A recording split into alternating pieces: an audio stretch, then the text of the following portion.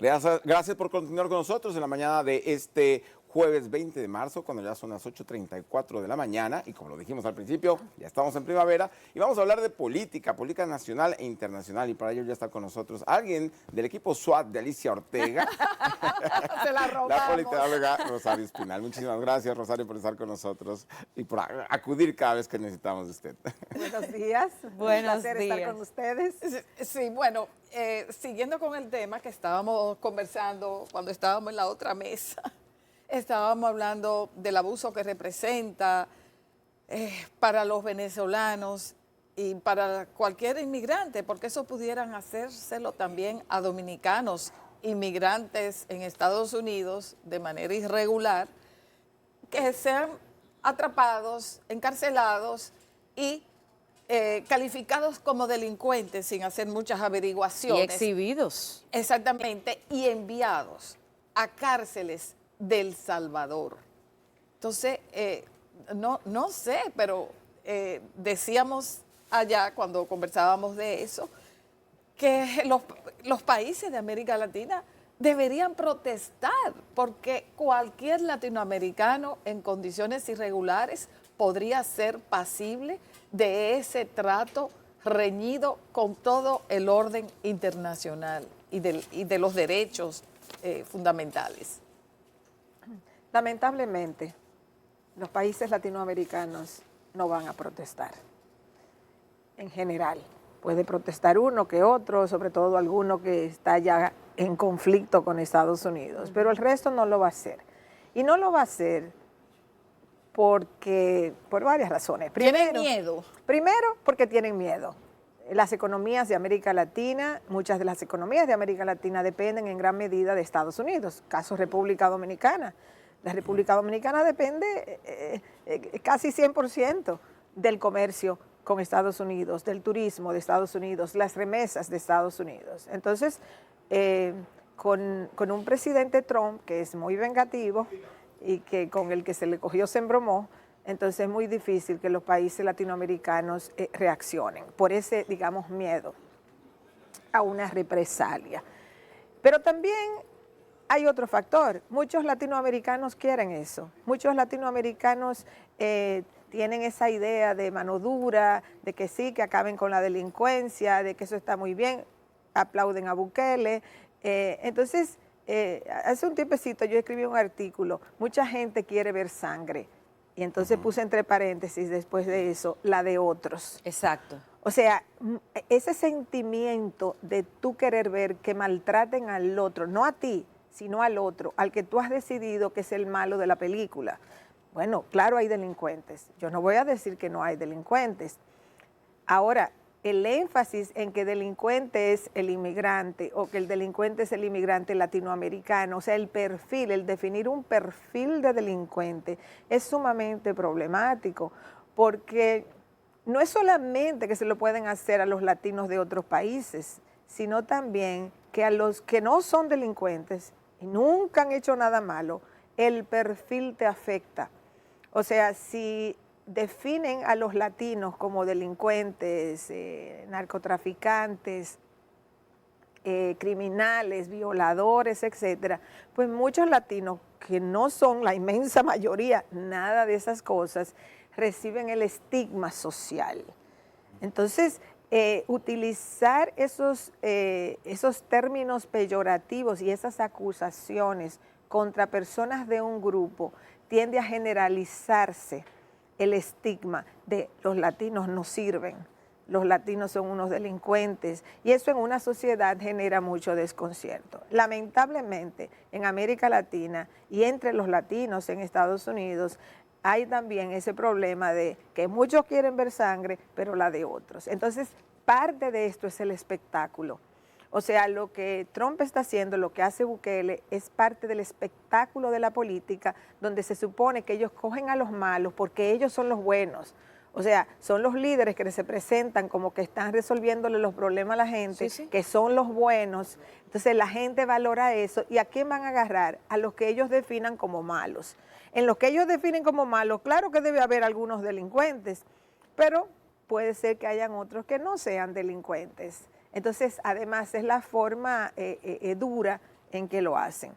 Entonces, estamos en una situación muy difícil porque lamentablemente, por diversas razones, por discursos políticos, por los medios, por las películas, por las redes, o sea, toda esa hipercomunicación que hay hoy en día, donde no hay control, donde hay mucha gente perversa, porque la verdad es que antes la perversidad tenía un impacto más limitado.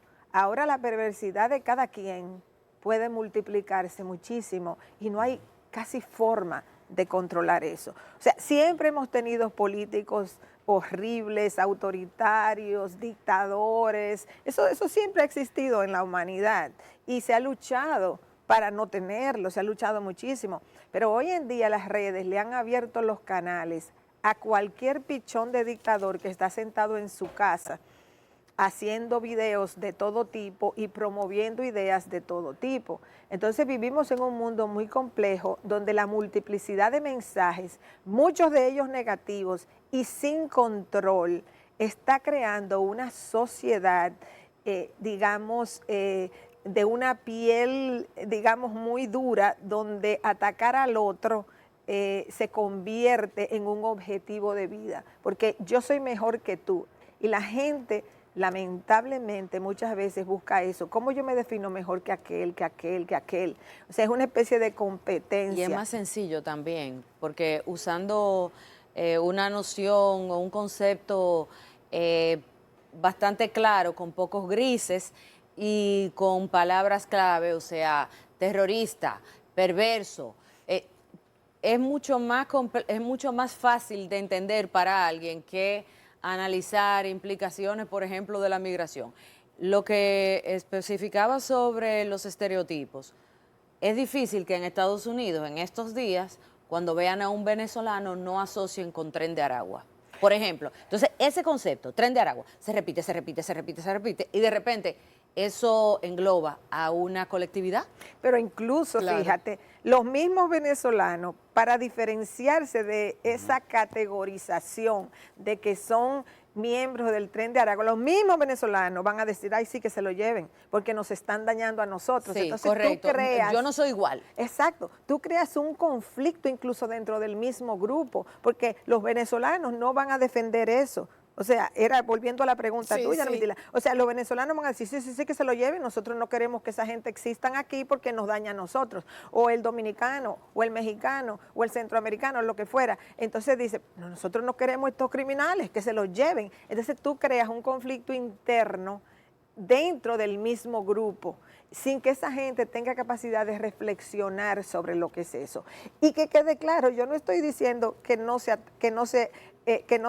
agarren claro a los criminales, que no se le pongan sanciones, claro que sí, pero los criminales siempre son una ínfima minoría dentro de un conglomerado.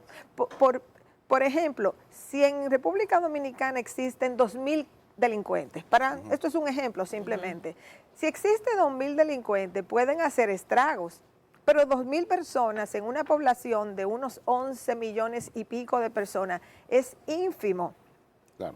Entonces, categorizar a todos los dominicanos a partir de lo que hacen 2.000 dominicanos es un problema. Claro. Entonces, ahí es donde está el asunto. Sí, hay que enfrentar la delincuencia, sí, hay que castigar a los delincuentes, eso es verdad, pero el problema es el espectáculo.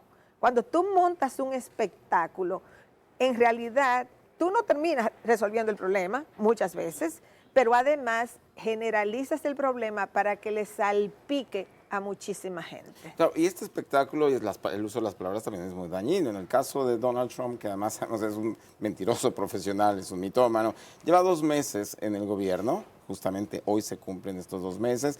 Estas promesas de que iba a resolver la guerra en Ucrania, hemos visto que ha sido desastroso, sus conversaciones telefónicas tanto con Putin como con Zelensky, la guerra en Palestina, tampoco hay un acuerdo, al contrario, hay nuevos bombardeos bastante brutales.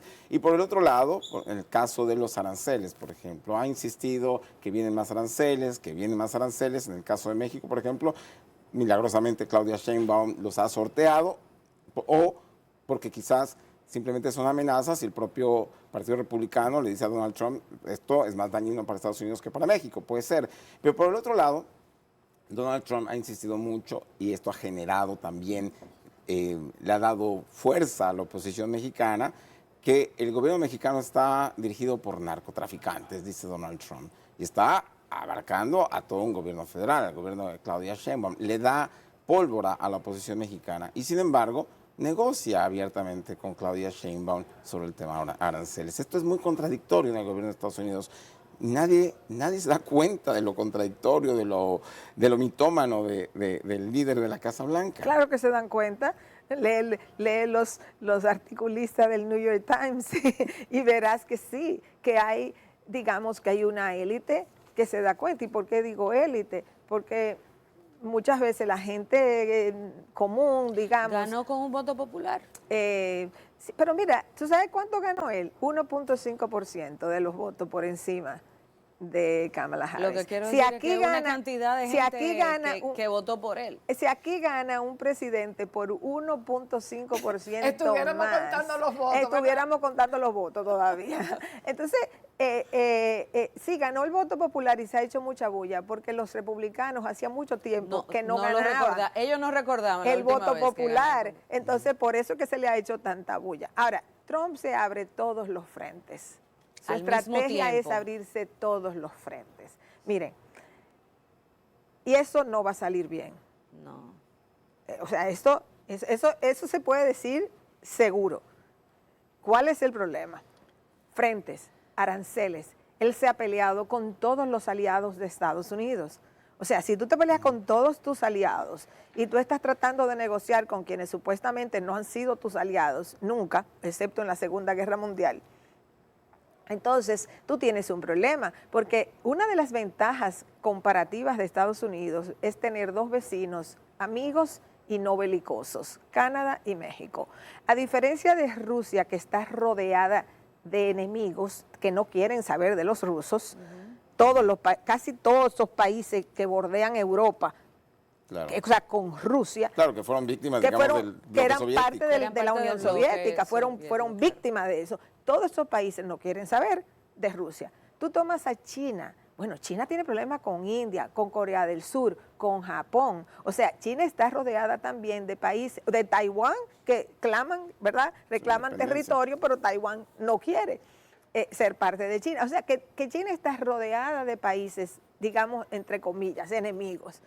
Estados Unidos no. Sin embargo, Trump se ha buscado la enemistad con Canadá y con Estados Unidos. Con México. Perdón, con Canadá y con México. Entonces, como ustedes ven, él agarraba la situación porque él se cree que hablando duro, amenazando, amedrentando, él va a dominar el mundo. Lo que pasa es que vivimos otra época. La gente se puede asustar por un periodo porque es un cambio. Y él busca con los aranceles deshacer 50, 60 años de globalización neoliberal. La globalización neoliberal la impuso Estados Unidos. Claro que sí. Y no fueron los demócratas. El que fue a China en 1972 fue Richard Nixon, un presidente republicano. Y él fue a abrir las relaciones con China para hacer de China la gran factoría de Estados Unidos, para que el capital norteamericano fuera a China a producir barato, para así inundar el mercado americano de productos baratos. Ahora, los chinos se dieron cuenta que no era solo para Estados Unidos que ellos querían hacerlo, sino que han invadido el mercado de todos los países del mundo. Sí, quebraron las fábricas de Europa, de todos sitios. Exacto, o sea, ellos se fueron más allá, ellos comenzaron con Estados Unidos, pero después ellos se fueron a vender sus productos en todas partes del mundo. Pero quien inició la globalización neoliberal fue un presidente republicano que luego siguió Reagan haciendo lo mismo. Entonces Trump acusa a la élite globalizada y a los demócratas, pero quien estableció el modelo de globalización neoliberal fueron los republicanos. Entonces, él está intentando desmontar todo ese sistema. Pero si él lo estuviera haciendo con China solamente, se entendiera. desde el punto de vista geopolítico. O sea, China como un país que ya está emergiendo o ha emergido ya como una potencia y que le puede presentar problemas serios de poder imperial a Estados Unidos. Eso se entendería dentro de la geopolítica. Ahora, que él se pelee con Europa, con Canadá, con México, con Panamá, o sea, con países aliados. Eso Hasta es lo Dinamarca por Groenlandia. Claro, Dinamarca por Groenlandia. O sea, que realmente él se está peleando con todos los amigos de Estados Unidos y así es muy difícil gobernar. Y él lo está haciendo vía aranceles y vía conquista territorial, que si quiere el canal otra vez, que si quiere Groenlandia, bueno. Entonces, él está en un enfrentamiento con todo el mundo. Eso no va a terminar bien. Los aranceles en sí mismos, ok, tú entiendes que quieran proteger determinadas industrias, por ejemplo, las industrias que tienen que ver con seguridad nacional, con toda la política espacial. Tú lo puedes entender eso desde el punto de vista de la autonomía de un imperio. Pero, ¿qué tú vas a hacer si tú produces camisas o zapatos en Estados Unidos, cuando el costo de la mano de obra es mucho mayor que lo que tú pagas en una zona franca en la República Dominicana, o en Guatemala, o en China, o en Tailandia, o en Bangladesh? Entonces tú vas a multiplicar el costo de producción porque tú le vas a tener que pagar a un trabajador en Estados Unidos varias veces más de lo que le pagas a un trabajador en la República Dominicana. Y aquí deberíamos estar alerta porque los aranceles están poniendo ya en peligro el TMEC, el Acuerdo de Libre Comercio de América del Norte, Canadá, Estados Unidos y México. Y eso nos debería poner a nosotros alerta con respecto al DERE-CAFTA. ¿También estaría en peligro? Podría ser. No le han entrado al DERE-CAFTA porque estas son economías chiquiticas que tienen poco impacto, pero cuando se le ocurra un día y se levanten pensando que también hay que entrarle al DERE-CAFTA. Pero perdón, la fecha del 2 de abril ha sido señalada por Trump como cuando se va a iniciar, parece todo. que los aranceles de todo el mundo, o sea, República Dominicana, También estamos incluidos, mira, nuestro arroz. Yo he repetido lo he dicho en 2 o 3 artículos, que los trompistas dominicanos se han quedado, o sea, entre las cosas que han creído es que llegaría la bonanza económica a la República Dominicana, porque hay mucha gente que apoyó a Trump, votó por Trump, porque cree que como Trump es un empresario millonario, los millones le van a llegar a todo el mundo. O sea, que él es el gran empresario que va a generar una economía para que todos seamos ricos. Entonces mucha gente se va a quedar sorprendida cuando en la realidad la política económica que están implementando no genere ese bienestar económico. Ahora, tú puedes generar un cambio de modelo y eso es lo que Trump quiere. O sea, Trump quiere que el mundo vuelva a lo que era antes, porque ha sido así antes. A los años 50. Claro, un modelo proteccionista donde cada país está produciendo fundamentalmente para sí mismo. Ahora, esa vuelta al pasado, eso va a ser tan costoso si es que se logra.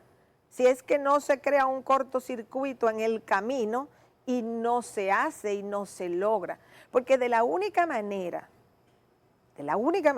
que Estados Unidos puede salir beneficiado de lo que Trump está haciendo es si se produce una gran recesión mundial, una especie de gran depresión mundial y a consecuencia de eso se arma una guerra mundial. Si eso ocurre, yo no estoy diciendo que va a ocurrir necesariamente, estoy diciendo, si eso ocurre, Estados Unidos sí podría salir muy ganancioso, porque tiene la ventaja de no estar rodeada de enemigos reales. Cambiando un poco de tema, porque hay muchos temas de la política criolla. La semana pasada, la vicepresidenta Raquel Peña, que no había hablado de aspiraciones de ningún tipo, bueno, no habló de aspiraciones, pero sí habló de sueño, de soñar con la presidencia de la República. ¿Cuáles son los cambios que puede traer este sueño dentro del ecosistema PRMista, donde hay unas definiciones de aspirantes a la candidatura presidencial? Bueno, como ustedes son comunicadores, a mí me pareció lo que ella dijo excelente como estrategia de comunicación. O sea, cuando yo vi la declaración, yo dije, wow, qué bien pensada la respuesta que dio. Si fueron sus estrategas o si fue ella misma, pero en ese sentido sí tiene valor mercadológico. Claro, viene la parte política. Yo creo que ella ahí dejó entrever, o no entrever, ella dijo claramente que ella aspira. Porque yo pienso que aunque se suponía, no estaba del todo claro. Entonces ella entraría a competir con personas que ya se conoce que iban a competir, o sea, y con personas que tienen estructuras. Y con personas que tienen estructura, claro está. O sea, el caso de Carolina Mejía, el caso de David Collado, sobre todo, que han estado armando proyectos presidenciales y que han ocupado posiciones electivas.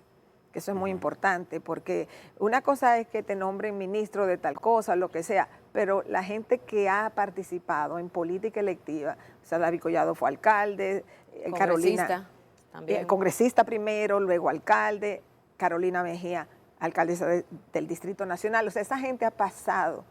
La vice ha pasado por el proceso de servicio y en ese sentido ella ha sido también de la política electiva. Pero su potencial electoral va a depender mucho de la decisión de Luis Abinader. Realmente el boleto de ella en unas primarias o como sea que el PRM escoja su candidatura presidencial, la fortaleza de ella va a depender de que Abinader le dé su apoyo. Y aunque él dice o diga que él va a dejar que cada quien compita, realmente si él deja que cada quien compita, entonces las personas que tienen mayor fortaleza estructural en el partido pueden ser más fuertes en la competencia. O sea que Raquel Peña depende mucho del apoyo que le dé Luis Abinader para ella desarrollar su candidatura. Ahora, en el PRM, o sea, este no es un año electoral, déjenme aclarar esto. Qué pena que tengamos que hablar de esto, de este tema. El 2025 no es un año electoral, sí, ni siquiera el 2026. Claro, me van a decir, pero bueno, es que tienen que comenzar a armar sus proyectos y a decir que van para ir enviando la señal. Eso yo lo entiendo. Lo que pasa es que todo eso se va a ir quedando en una nebulosa, porque realmente no es tiempo ni siquiera de precandidaturas. O sea, viola la ley, ¿verdad? Viola la ley. Lo que pasa...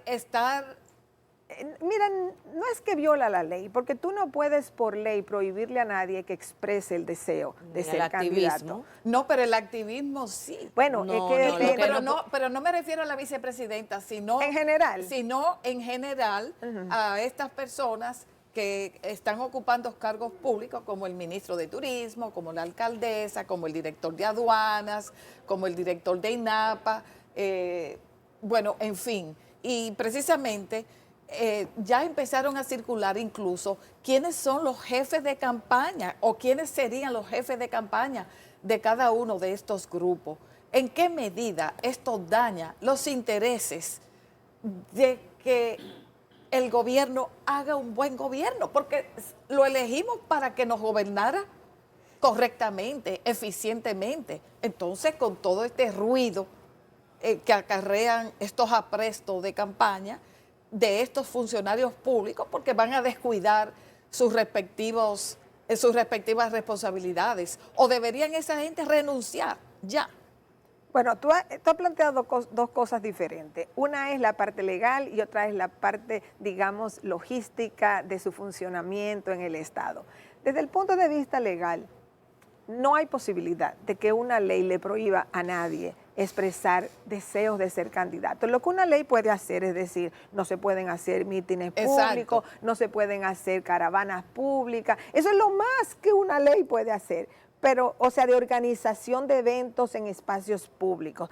Pero yo creo que ha habido, y esto yo lo he dicho antes, yo creo que ha habido un malentendido aquí de que tú puedes regular las aspiraciones políticas y que hasta tal mes de tal año nadie puede decir que aspira. No, tú no puedes legalmente No, el descuido controladas. de sus funciones Por públicas. eso paso. Porque se diversa la atención de ese funcionario. No, por eso dije que habías dicho dos cosas diferentes, Sí. entonces voy a la segunda. La segunda tiene que ver con eso, o sea, se descuida su función en la administración pública. Y por eso hablo de que renuncien. Ajá. Si van a estar haciendo sancocho todas las noches. Entonces ahí viene ya el punto que es una cuestión, digamos, partidaria de tomar la decisión de cuándo tiene alguien que renunciar, pero espera.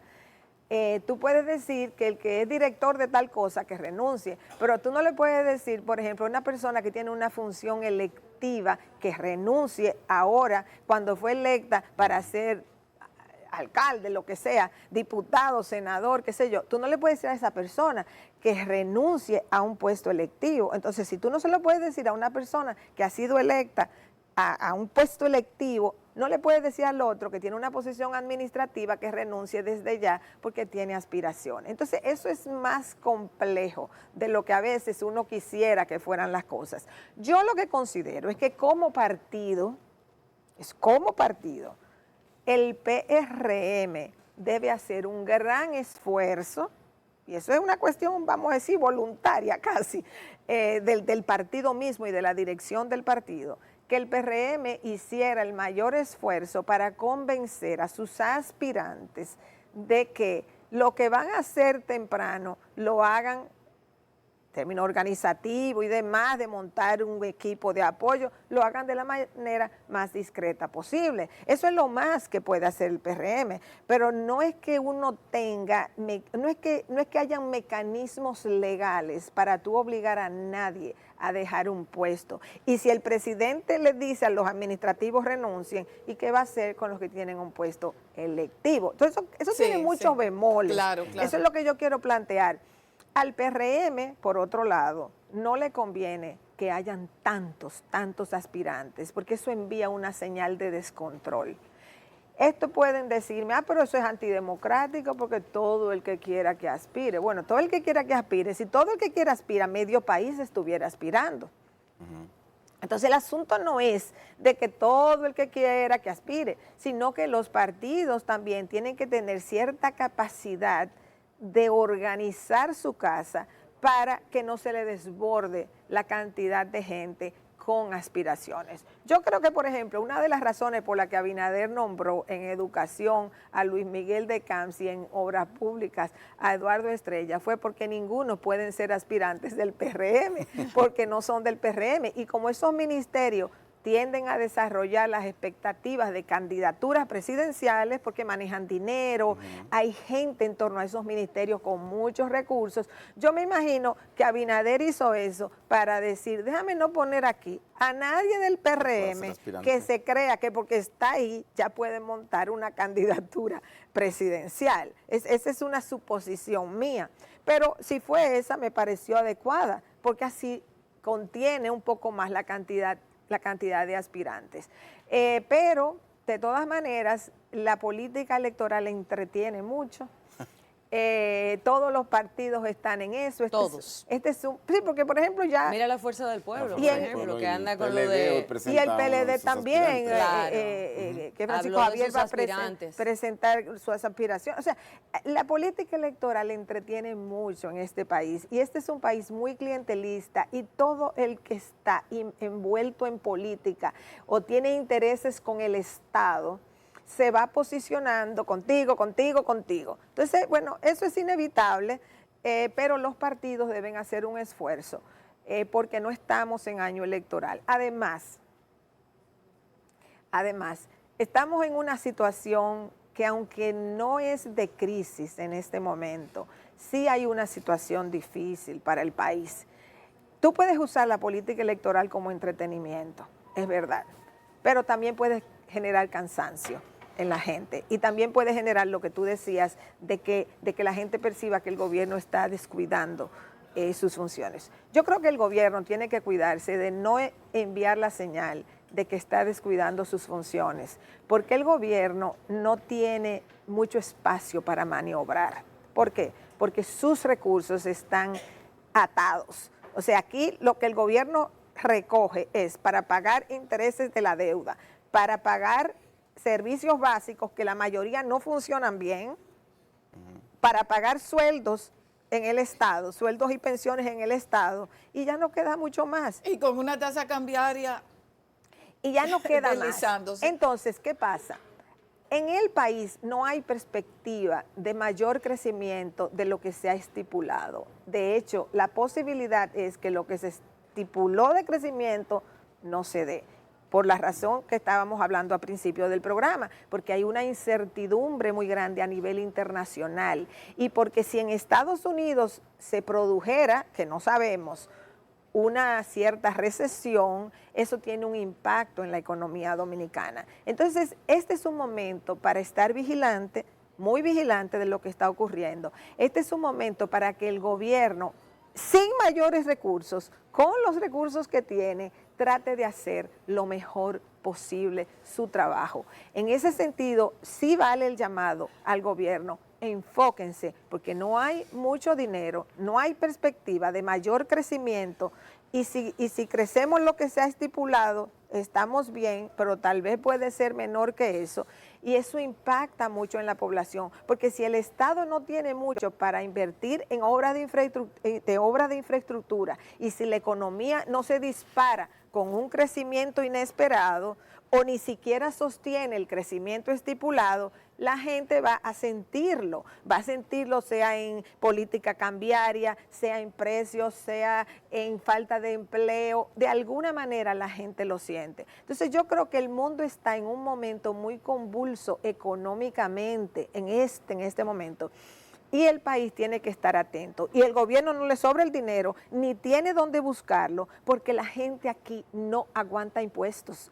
O sea, la clase media y los pobres de este país han aguantado con estoicismo un proceso inflacionario en el 2022 y en el 2023, y una pandemia antes. Entonces la gente está un poquito tratando de sobrevivir. Sacando la nariz del agua. Claro. Exacto. Entonces, si tú le metes impuestos a la gente que está sacando la nariz del agua, la nariz se le vuelve a meter en el agua. Entonces, el gobierno no tiene mucho espacio para maniobrar ni dónde va a buscar recursos, porque si se endeuda mucho más, eso es carga también de pago de intereses. Entonces, las fichas están posicionadas, no hay mucho para dónde moverlas, hay mucha incertidumbre internacional. Entonces, lo que el gobierno puede hacer es mejorar su eficiencia gubernamental y enviar una señal de estabilidad y de tranquilidad al país, porque si no logra eso, se va a generar descontento. Y puede ser grande. Rosario, finalmente, porque nos tenemos que ir, ya el PRD en su momento, siendo gobierno, y el PLD también siendo gobierno, tuvieron la oportunidad de tener candidatas presidenciales y no las aprovecharon. ¿Cree que ya estamos en un momento en el que el país podría aceptar que tengamos una presidenta, o al menos una candidata presidencial? Mira, no hay un termómetro para responder la pregunta de si un país está dispuesto, preparado a tener una candidata mujer. Hay países que la han tenido y esos países, entre comillas, no estaban preparados cuando las tuvieron. ¿Por qué? Porque hay una historia cultural de que las mujeres no dan para eso. Pues, dicho de manera muy sencilla, que las mujeres no dan para ser presidenta, que las mujeres no dan para ser jefa de una compañía, que las mujeres no dan para... Bueno, la historia ha demostrado que las mujeres dan para muchas cosas. Para lo que se ponga. Que las mujeres, o sea, que toda esa historia de discriminación hacia las mujeres es lo que ha establecido esta, digamos, esta exclusión de las mujeres de las posiciones importantes en la sociedad. Entonces, nunca se está listo para nada en la vida y hay que hacerlo en algún momento. Entonces, yo pienso que sí, que las mujeres que han llegado al poder en los otros países han llegado cuando hay un partido con posibilidad de ganar elecciones que las ha apoyado. Entonces, en la medida que tú logras que un partido con posibilidad de ganar elecciones apoye a una mujer, caso México, de hecho, las dos principales candidatas de México en las últimas elecciones eran dos mujeres. Sí. Entonces, en México hay una mujer gobernando que hasta ahora lo ha hecho muy bien, que tiene un nivel de aprobación de 85%, que ya quisieran muchos presidentes tenerlo, sin haber matado a nadie ella. Entonces, sin haber hecho un espectáculo tampoco. Entonces yo pienso que sí, que las mujeres, o sea, las mujeres somos capaces, tenemos todas las capacidades para hacer todas esas actividades políticas que los hombres han hecho, pero ha habido un impedimento cultural muy fuerte que ha mantenido una jerarquía, una desigualdad, donde a los hombres sí se les considera capaces y a las mujeres no se les considera capaces. Sí, Muchísimas hay, gracias. pero Tenemos que hay, ir. Es que se supone que nos pasamos de hace rato. ay, Dios mío. Pero brevemente, Rosario. Bueno, la última vez que estuvo aquí, habló de que Abinader tenía que escoger cómo iba a ser recordado. Entonces tenemos en el Congreso Código Penal, Código Laboral, la Seguridad Social.